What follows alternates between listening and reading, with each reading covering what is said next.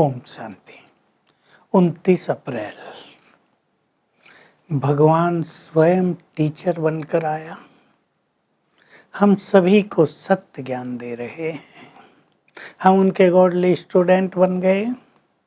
बाबा कह रहे देखो कितना वंडरफुल खेल है, मैंने स्वयं सम्मुख आकर तुम्हें ये ज्ञान सुनाया, तुम औरों को सुनाते हो, फिर ये ज्ञान लोप हो जाता है।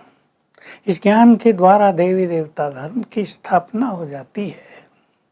अब तुम मेरे द्वारा मुझे जानने के बाद सब कुछ जान जाते हो। बहुत सुंदर लाइन है, मेरे द्वारा मुझे जानकर सब कुछ जान जाते हो। कुछ भी जानना शेष नहीं रहता। सृष्टि के आदि मध्य अंत के सारे रहस्य जान लेते हो। मैंने देवी देवता धर्म स्थापित किया था, जिसको हिंदू धर्म कह देते हैं। अगर तुम किससे पूछो हिंदू धर्म किसने स्थापित किया, पूछना आप सभी, तो लोग कंफ्यूज होंगे, किसने किया। हम छोटे थे तो पूछा करते थे, कोई कहता शंकराचार्य ने किया। हम पूछते थे उससे पहले नहीं था क्या? किसी और का नाम लेते थे, उससे पहले नहीं था। किसी को पता नहीं, क्योंकि ये आदि सनातन देवी देवता धर्म था। स्वयं भगवान ने उसकी स्थापना की थी, मनुष्य को देवता बनाया था। कितना बड़ा राज है, कोई नहीं संसार में जान सकता। न वेदविद, न शास्त्रों के ज्ञाता, न गीता पढ़ने वाले कि मनुष्य देवता कैसे बनता है।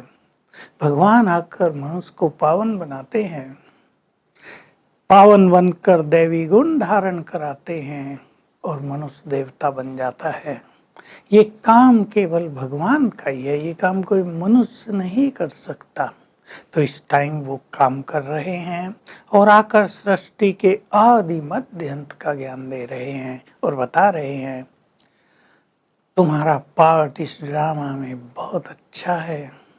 सर्वश्रेष्ठ पार्ट है शिव बाबा का, सेकंड नंबर पार्ट है ब्रह्मा सरस्वती का, फिर तुम बच्चों का। तुम सब हीरो एक्टर हो। तुम स्थापना कर रहे हो तो पालना भी तुम्हें ही करनी होती है। ब्रह्मा के द्वारा स्थापना हुई तो वही विष्णु बनकर पालना करते हैं। तो बड़े भारी रहस्य हैं ये सृष्टि के। तो बाबा कह रहे ये तुम्हारी कमाई का समय है। आज की मुख्य बात दो ही हैं, तुम्हारा ये कमाई का समय है। दुनिया वाली जो कमाई लोग करते हैं धन की, एक जन्म चलती, मृत्यु हुई, सब खत्म। और धन कमाने में कितनी टेंशन, कितनी मारा मारी, चिंताएं, परेशानियां, डर, पाप कर्म। और तुम्हारी कमाई सहज और 21 जन्म चलती है। तुम सदा निरोग रहोगे, अथाओ धन संपदा तुम्हारे पास रहेगी। हीरे जवाहरातों के तो तुम्हारे महल होंगे। तुम स्थूल में बहुत सजे सजाए होंगे, बाबा कह रहे मोस्ट ब्यूटीफुल होंगे। निरोग नेचुरल ब्यूटी होगी। इसलिए मंदिरों में जो तुम्हारी मूर्तियां होती हैं उसको भी लोग बहुत सजाते हैं, हीरो से, सच्चे हीरो से भी सजाते हैं। तो बाबा याद दिला रहे तुम्हें अब सच्ची कमाई करनी है। योग लगाना, ज्ञान सुनना और सुनाना, इससे सच्ची कमाई होती है। जितना तुम योग लगाते हो तुम्हारी ताकत बढ़ती जाती है, तुम्हारे अंदर ज्ञान की धारणा होती जाती है, तुम्हारे विक्रम विनाश होते हैं, तुम्हारी स्थिति महान बनती है, अर्थात तुम्हारी कमाई होती जाती है। लेकिन योग में मेहनत है, इसलिए सभी योगी नहीं बन पाते। इसमें माया भी बहुत विघ्न डालती है। तुम योग में बैठेंगे, माया बुद्धि को भटकाएगी। बच्चों पर ग्रहचारी बैठती है, माया के वश हो जाते हैं, ज्ञान छोड़ के चले जाते हैं, फिर आते हैं, ज्ञान लेते हैं। यह हार जीत का खेल चलता रहता है। लेकिन तुम बच्चे बहुत बहादुर हो, पवित्र बन रहे हो, योगी बन रहे हो, सृष्टि का कल्याण कर रहे हो। इसलिए योग पर बहुत ध्यान देना है। योग में ही तुम्हारी सच्ची कमाई है। योग में बहुत सुख है। तुम्हारे पास अब नॉलेज हो गई है माया की भी, तुम इसको हरा सकते हो। बच्चे मूर्छित हो जाते हैं तो उन्हें संजीवनी बूटी दी जाती है। तुम्हें मूर्छित नहीं होना है, माया को हराना है। तुम्हारे पास योग बल है। बाबा हम सभी में बल भर रहे हैं। तो हम विचार करेंगे इस मुरली के आधार पर कि हमें अधिक से अधिक कमाई कर लेनी है। कमाई का स्रोत क्या है, कैसे हम समझें हमारी कमाई हो रही है। देखो लौकिक में भी कमाई हो तो बहुत खुशी होती है, यहाँ भी हमें अतीन्द्रिय सुख भासता रहे, हमारा मन बहुत प्रसन्न रहे, हमारी स्थिति अचल अडोल होती जाए, हम एक रस होते जाए, तो समझ लें हम बहुत बड़ी कमाई कर रहे हैं। दूसरा, तन मन धन से इस ईश्वरीय कार्य में यदि हम सहयोग दे रहे हैं तो हम बहुत बड़ी कमाई कर रहे हैं। हम ज्ञान सुन रहे हैं, ईश्वरीय आज्ञाओं पे चल रहे हैं और दूसरों को सुना रहे हैं, ये हमारी बहुत बड़ी कमाई हो रही है। तो बाबा कहते हैं तुम अब ईश्वरीय मत पर हो। हम ध्यान दें, जो ज्ञान हमें मिल रहा है, जो ईश्वरीय मत हमें मिल रही है, क्या हमें उसकी इतनी वैल्यू है? भगवान गाइड कर रहा है।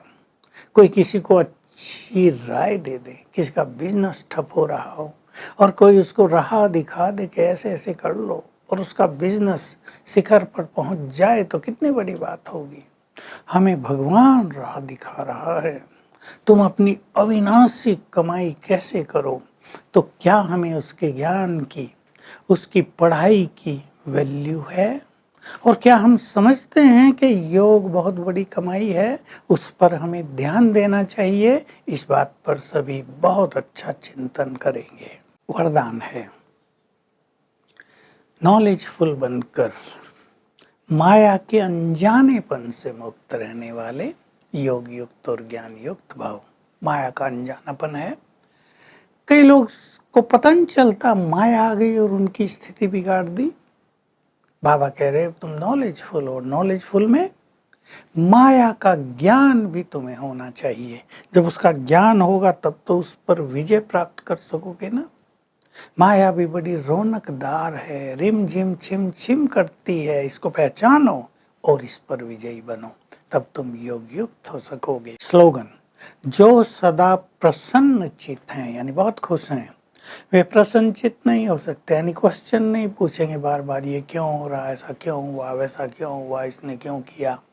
तो हमें प्रसन्न चित्त होना है, तो प्रश्नों से पार हो जाएं। तो आज हम योग बल का अच्छा अनुभव करेंगे। बाबा को परम धाम में ज्ञान सूर्य के रूप में देखेंगे और उसका जो तेज फैल रहा है, जैसे किसी तेज लाइट के सामने हम जाएं तो हम भी तो चमकने लगते हैं ना।